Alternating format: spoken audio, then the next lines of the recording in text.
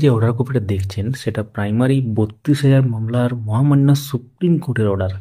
ঠিক কি হয়েছিল সুপ্রিম কোর্টে একদম অর্ডার সহকারে পুরো ব্যাপারটা হতে চলেছে, এবং তার সাথে কোন জায়গা থেকে এই মামলাটি সুপ্রিম কোর্টে যায় এবং সেটি আবার মহামান্য ডিভিশন বেঞ্চে ফিরে আসে, পুরো ব্যাপারটা আপনারা জানতে চলেছেন। ধৈর্য সহকারে শেষ পর্যন্ত ভিডিওটি দেখতে থাকুন। অবশ্যই চ্যানেলটিকে সাবস্ক্রাইব করে রাখুন, তাহলে উল্লেখযোগ্য আপডেটগুলো মিস করবেন না। যারা ফেসবুক থেকে দেখছেন আমাদের এই পেজটিকে ফলো করতে ভুলবেন না। শুরু করা যাক।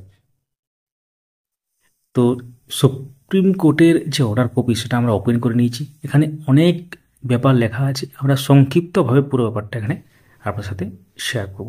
এখানে এসএলপি সংক্রান্ত ব্যাপারে লেখা আছে এবং তার সাথে বিভিন্ন ডেট দেওয়া আছে, বিভিন্ন মামলার একটা রেফারেন্স দেওয়া আছে, রিক্রুটমেন্ট রুল 2016 ব্যাপার লেখা আছে। তো আমরা একদম লাইন বাই লাইন যাবো না ব্যাপারটা, কিন্তু একদম একটা অ্যাপ্রোপ্রিয়েটভাবে সম্পূর্ণ বাংলাতে ব্যাখ্যা করব এটাতে কী লেখা আছে। চলুন তাহলে বিস্তারিতভাবে ব্যাপারটা জেনে নেওয়া যাক। তো মহামান্য সুপ্রিম কোর্টের অর্ডার কপি আপনারা স্ক্রিনে দেখতেই পাচ্ছেন। তো এক্ষেত্রে এসএলপি সংক্রান্ত আবেদন বা বিশেষ অনুমতি, স্পেশাল লিভ পিটিশন বলতে পারেন, সেটা কলকাতা হাইকোর্টের 19শে মে 2023 তারিখে রায়ের বিরুদ্ধে দায়ের করা হয়েছিল। অর্থাৎ আপনারা জানেন হাইকোর্টে কী হয়েছিল এবং সেই রায়ের বিরুদ্ধে দায়ের করা হয়েছিল। মামলাটি 2016 সালের পশ্চিমবঙ্গ প্রাথমিক শিক্ষক নিয়োগ প্রক্রিয়ার সঙ্গে জড়িত, যেখানে প্রায় 36,000 প্রশিক্ষণহীন শিক্ষকের নিয়োগ বাতিলের নির্দেশ দিয়েছিলেন হাইকোর্টের একক বিচারপতি। তখন সংখ্যাটা 36,000 ছিল, পরবর্তী ক্ষেত্রে সেটা প্রায় 32,000 গিয়ে দাঁড়ায়।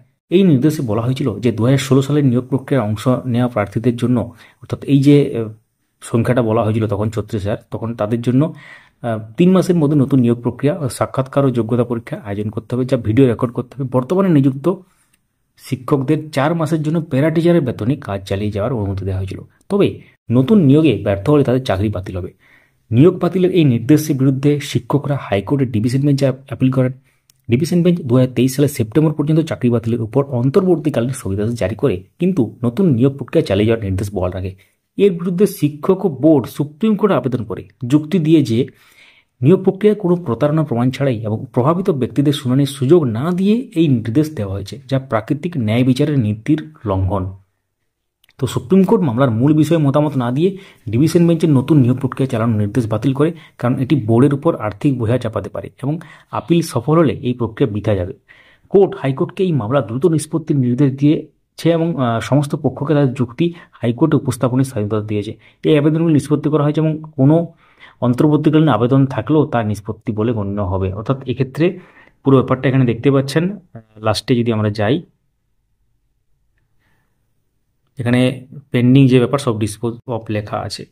তো মামলাটি তারপর মামলা ডিভিশন বেঞ্চে এখন পেন্ডিং আছে এবং আগামী 7ই মে এটি ফাইনাল হিয়ারিংয়ের জন্য লিস্টেড আছে। তার মানে সিঙ্গেল বেঞ্চ থেকে ডিভিশন বেঞ্চ, ডিভিশন বেঞ্চ থেকে সুপ্রিম কোর্ট, সুপ্রিম কোর্ট থেকে আবার ঘুরে ডিভিশন বেঞ্চ। এখন এই মুহূর্তে ডিভিশন বেঞ্চে এই মামলাটি pending. Honourable justice Tapabrata Chakraborty বেঞ্চে এটি আগামী 7 তারিখে অন্তিম শুনানির জন্য লিস্টেড আছে দুপুর 2টোর সময়। পরবর্তী আপডেটগুলো পাওয়ার জন্য কী করতে হবে আপনারা জানেন। যারা এখনও পর্যন্ত সাবস্ক্রাইব করেননি অবশ্যই সাবস্ক্রাইব করে রাখুন, পাশের বেল আইকন প্রেস অল করে দেবেন। ফেসবুক থেকে যারা দেখছেন পেজটাকে ফলো করে রাখুন, কারণ অনেক সময় ছোট্ট ছোট্ট নিউজের যে ব্যাপারগুলো থাকে 1-2 লাইনের বা যেসব ছোটোখাটো নিউজগুলো পাওয়া যায়, অনেক সময় তো বিস্তারিত ভিডিও করার সময় হয় না, সেই জন্য সেগুলো আমরা আগে ফেসবুক পেজে দিয়ে দিই, তার সাথে টেলিগ্রাম চ্যানেলও দিয়ে দিই। পরবর্তীকালে আমরা সেটা নিয়ে ভিডিও, ধরুন সকালের দিকে কোনো নিউজ এলো সেটা আমরা দিয়ে দিলাম আমাদের সোশ্যাল মিডিয়া পেজে, সেটা নিয়ে কিছু ঘন্টা পর লং ফর্মে ভিডিও আমাদের চ্যানেলে চলে আসবে।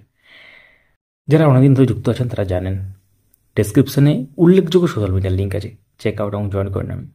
আরেকটা ব্যাপার, আমাদের চ্যানেলে গিয়ে বিভিন্ন যে সেকশন আছে ভিডিওজ, তারপরে যে হোম এরকম করে অপশানগুলো আছে, তো সেখানের মধ্যে দেখবেন সব বলে একটা অপশান আছে, সেখানে গিয়ে আপনাদের পছন্দ মতো ব্যাপার কিন্তু আছে এখানে। সেখানে যদি ইফ পসিবল আপনারা সেখান থেকে সলভ করতে পারেন। Thank you so much for watching. ভিডিওটি লাইক করুন, সবার সাথে শেয়ার করুন।